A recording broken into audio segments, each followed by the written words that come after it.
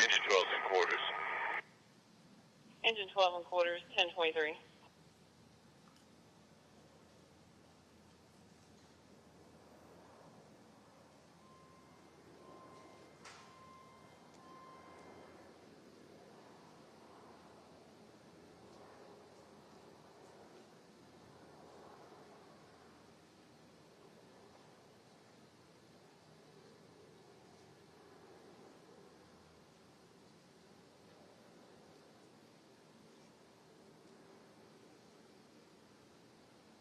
Attention all companies, assemble for the September 11th tribute. Attention all companies, assemble for the September 11th tribute at 1024.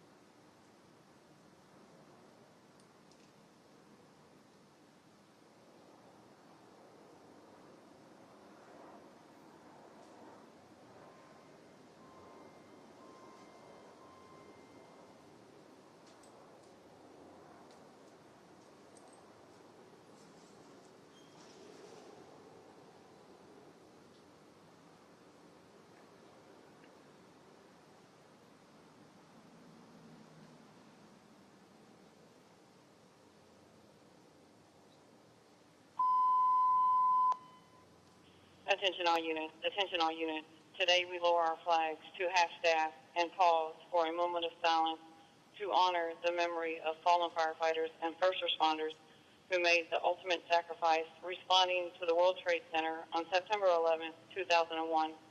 We recall their courage, compassion, and dedication to duty as they willingly advance toward danger rather than retreat. We also honor the memory of our fallen brother and sister firefighters, police officers, emergency medical personnel, and service men and women who have given their lives before and since that day protecting others. Today, we recognize you and we thank you. Your legacy and the standard you established is our greatest inheritance. We will never forget.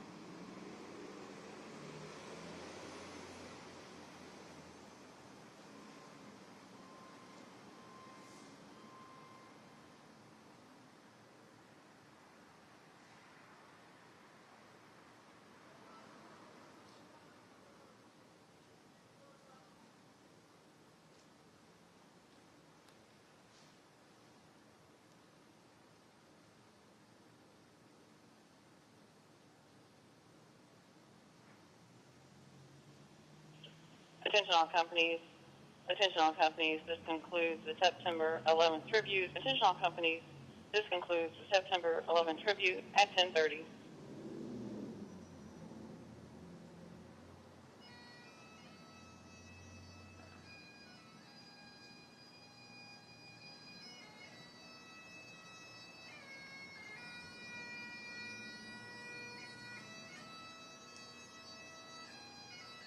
Engine 23 is in service.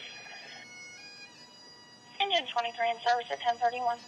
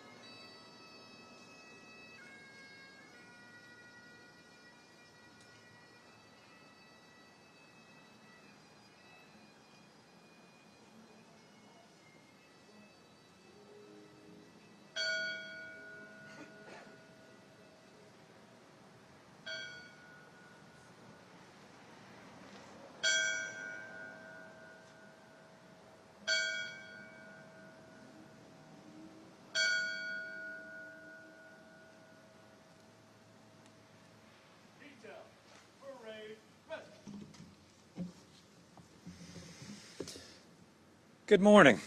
Thank you to Captain Sims for welcoming us and getting us started on this hallowed day. 23 years ago this morning, America's entered into a new world, one profoundly changed by a heinous, cowardly act of terrorism on our own soil. That morning, teams of terrorists driven by an ideology of hatred hijacked commercial jetliners filled with innocent people, innocent passengers. Turning the planes into deadly missiles, they struck the World Trade Center towers in New York City and the Pentagon in our nation's capital.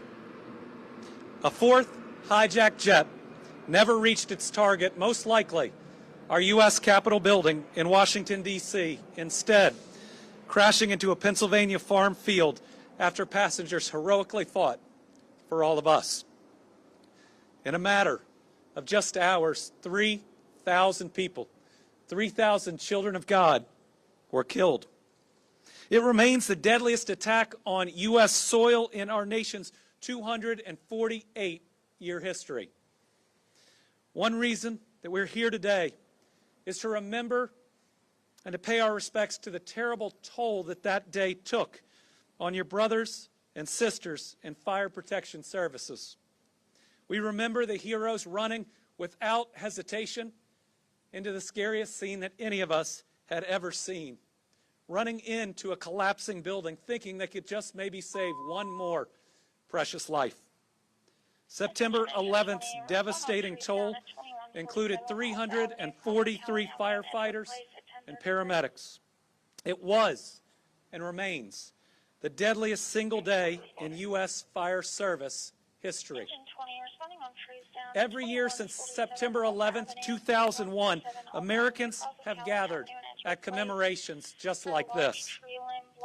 For those of us who lived through that historic day, the many hard months and years that followed, the pain remains raw and the losses are still heartbreaking. For thousands of our fellow Americans, these losses are deeply personal and deeply painful.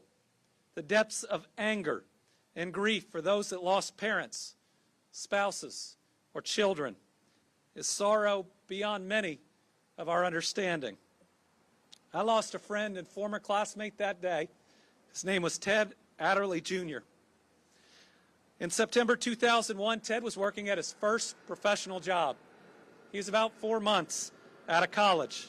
He was a financial advisor on the 93rd floor of the World Trade Center's North Tower, the very first spot that was hit. Today, Brittany and I are thinking about Ted and his family that still grieves for him. Last year, I got the chance to visit the 9/11 Memorial Museum and hear Ted's voice once again.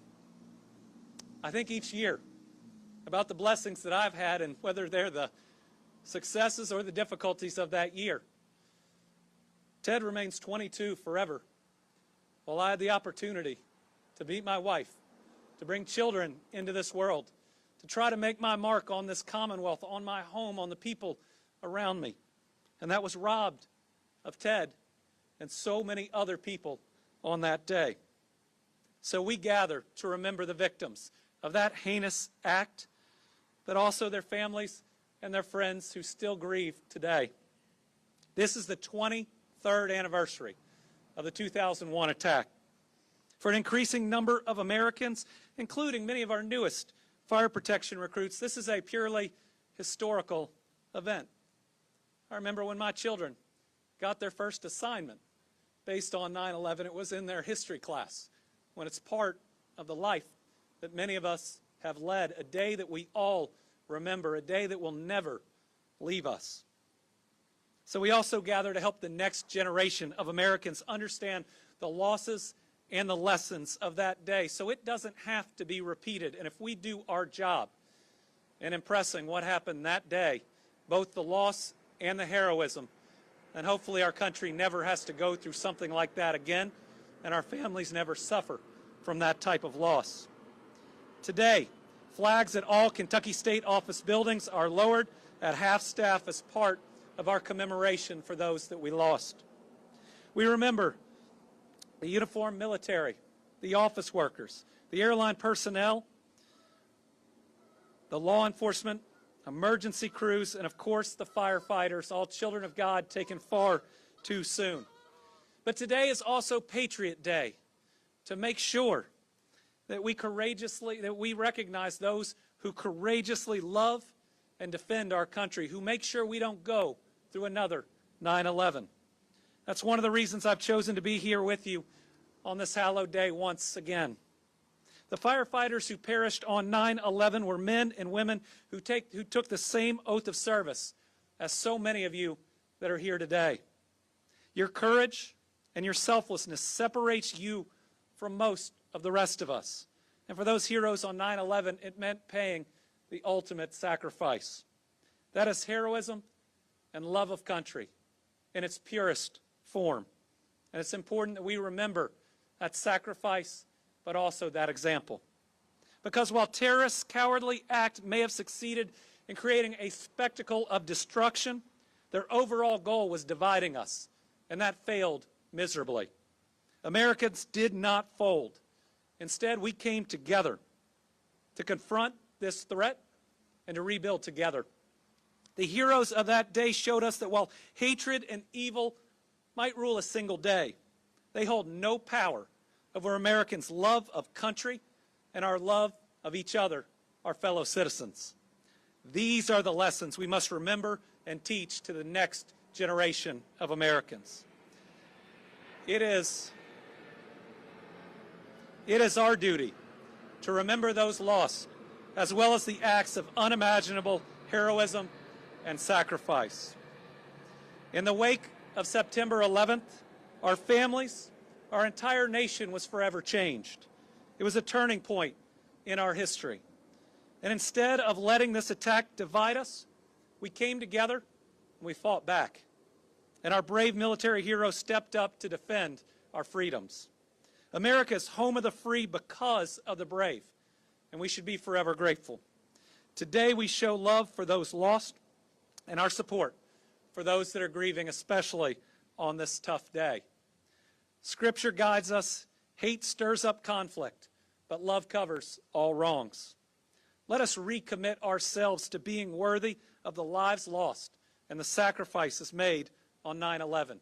If we didn't let that day and its destruction divide us, let's not let anything else pull us apart.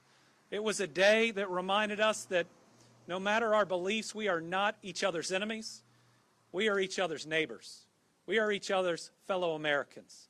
9/11 reminded us that we are Americans first and foremost, and that we stand with each other.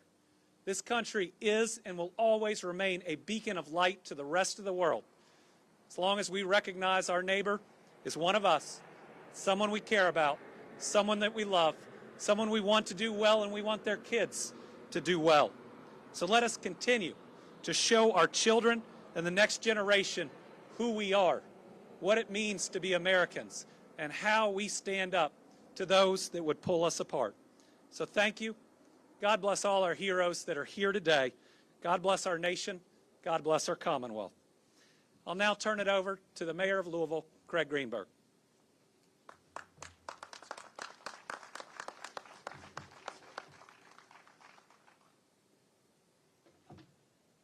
Thank you so much, Governor, for those poignant and powerful remarks. And thanks so much to members of my administration, LMPD, Louisville Fire, St. Matthews Fire, other first responders, and members of the community for joining us here this morning. To the men and women of Louisville Fire and all of our first responders, one of the great privileges of serving as mayor is to serve alongside each of you, to call you colleagues in our service to Louisville. I've gotten to see you all in action so many times, and I'm always impressed and always grateful. I grew up being impressed and grateful by the work of firefighters. In fact, my grandfather was a firefighter in New York City. This is his fire helmet that is one of my family's most cherished possessions that I keep in my office. He was a firefighter with FDNY, Engine Company 207 in Brooklyn. And when I was young, I used to try to get my grandfather to tell me stories about his experiences when he was a firefighter. And he was reluctant to talk about it too much, but when he did, I loved hearing about the fires that he had fought, the service that he had performed, and I grew up with an incredible admiration for firefighters all around us. And I think about my grandfather every time I see our firefighters go into action. whether it's our outstanding team of firefighters here in Louisville or any group of firefighters at any time, anywhere. And I always think of my grandfather on September 11th. And that's because even though my grandfather had retired decades before 2001, Engine 207 was on the scene at the World Trade Center that day. As retired FDNY firefighter Paul Hyland shared some of his memories with New York Magazine, he reflected, quote, "Engine 207 from our firehouse, I was talking to them in the lobby, and then I believe they went into the World Trade Center Marriott. None of them were ever found, not even a tool. If God had a plan, I don't know what it was," end quote.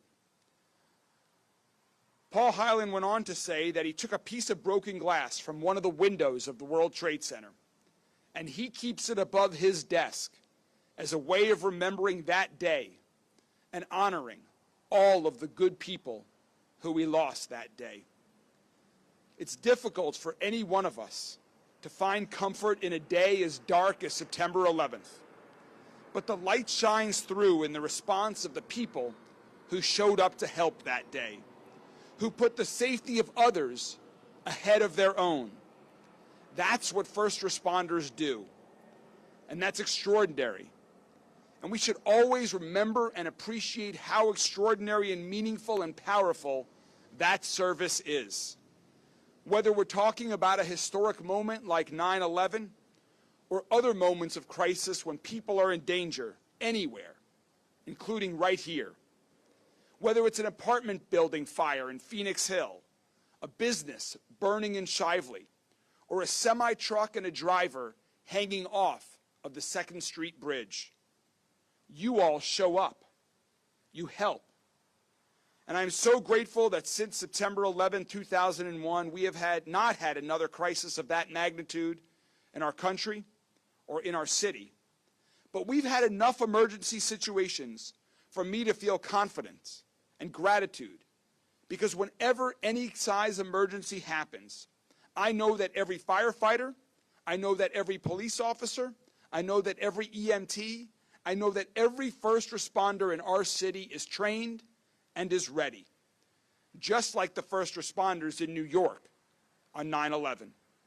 You all show up to work every day, not knowing what will be asked of you, but prepared to do whatever you can, whatever it will take to save lives and serve others. And not only do you save people, you inspire each of us too. We saw that after 9/11. Stories of the heroic sacrifices of first responders on that day helped inspire people across the country to donate blood and money and time, because we wanted to help also. And that serves as another reminder, another piece of the legacy of 9/11 that we should remember in times of crisis or in times of tragedy. The first response belongs to you. What comes next is on all of us. We have a role and a responsibility in moments of crisis as well, whether it's an act of terror or an act of violence, an accident, or a natural disaster. Whatever it is, once our first responders have done their amazing work, governments, nonprofits, the private sectors, and individual citizens, we all have a duty to step up.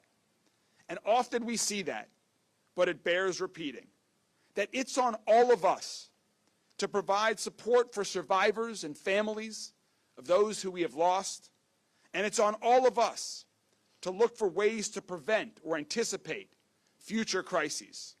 And it's on us to show our gratitude in ways that are tangible as well as ceremonial, like investing in higher salaries and better equipment, training, facilities, and support services for all of our first responders. Each of you make an incredible commitment to us, to our city, to our state, to our country. And we need to make a commitment to you as well.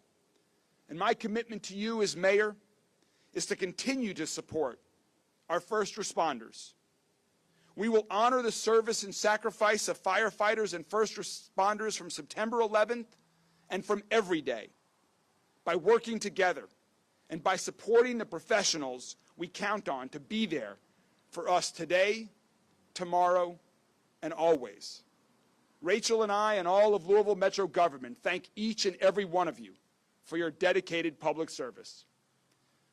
God bless our country. God bless our Commonwealth. God bless our great city of Louisville. Thank you all very much. It is now my great privilege to introduce the Chief of Louisville Fire Department, Brian O'Neill.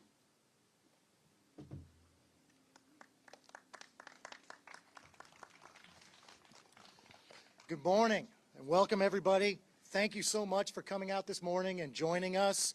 What a privilege it is to have our governor and our mayor here with us today. Many thanks to them. Thank you to Chief Humphrey. Many thanks to our local union officials. But I want to give a special thanks today to Chief Nick Clark.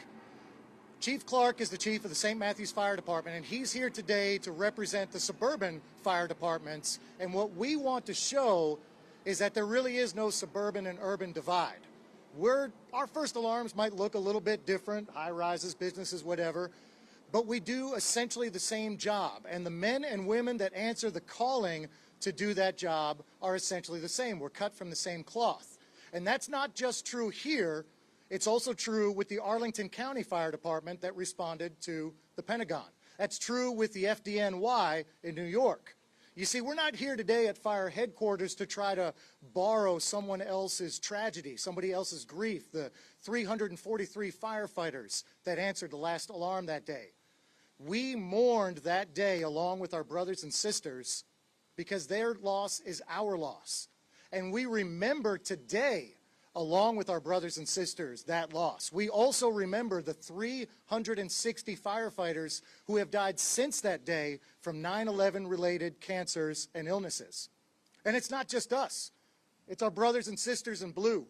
72 law enforcement officers were killed that day. And to this day, nearly 300 law enforcement officers who have died from 9/11 related cancers and illnesses because of the work that they put in afterwards. It's the rest of America that lost almost 3,000 people that day. And it goes beyond our shores. The Statue of Liberty says it right there that we are a beacon of worldwide welcome. Over 102 countries lost citizens that day in New York City, in Virginia, and in Pennsylvania. And it's important that we don't just focus on that loss. While that was the greatest loss, as the governor pointed out, not only the greatest terrorist attack, the biggest loss to the United States Fire Service or any fire service, but that was the largest, most successful rescue mission in the history of the fire service. Thousands of lives that were saved because of the efforts of the firefighters and the police officers to evacuate as many as they could from those towers before they fell. That's what we need to remember. We gather and remember the victims of that day, but we can't just focus on the fact that they were killed. We have to think about who they were, the lives that they led, the people who were fortunate enough to know them and to love them. That's what we need to remember. I'm going to give you a little bit of homework because I am a nerdy guy. Please listen to these names and just pick one of them and look them up today. I'm not going to give you the information. I want you to go and seek it out. Rodney Dickens, Jose Guadalupe, Sandy Bradshaw, Robert Fazio, Albert Joseph Amelia Fields. Look them up, Google them, learn their names, learn their stories, who they were. Not just that they were there that day, but what brought them there that day and who they were. You see, if you look them up, probably the first thing that you're going to see is the most insignificant 2 facts about a person's life. The day they were born, the day that they die. Those facts are not important to an individual. I don't remember the day I was born, and once I'm gone, I'm not going to remember my death. They're important to others. It's who they were, it's the living. It's not that they died or how they died, but it's that they lived and how they lived. And it's not even that individual death, that moment that we lost, just like the governor mentioned. It's the future that was stolen. That is why we mourn. So if you want to do something positive today, and I beseech you, please do, Be kind to everyone that you see, even if you think they don't deserve it. And I'll tell you what, especially if you think they don't deserve it, because they probably need it the most. Think about September 12th, 2001. The way that we came together as a nation, the way that we looked out for one another. That's how we honor their memory. You see that her blinker's on, let her in. What's the big deal? You're going to be 2 seconds later? Open the door for everyone. Pick up the phone and call that friend or family member that you have not spoken with for far too long. Because tomorrow is promised to no one. We have no idea what tomorrow might hold, but we do have right now. Don't waste it.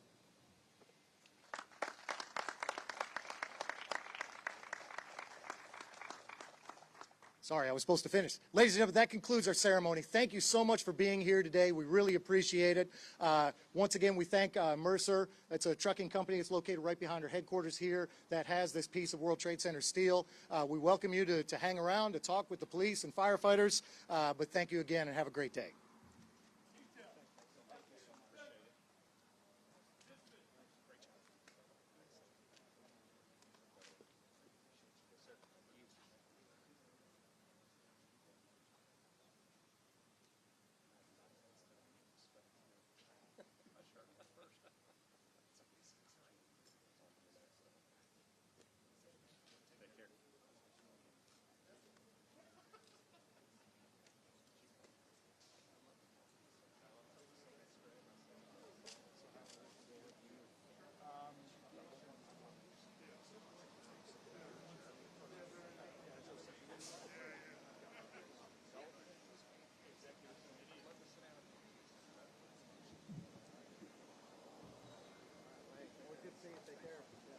Mr. Mayor, can I get a picture of y'all together? Sure.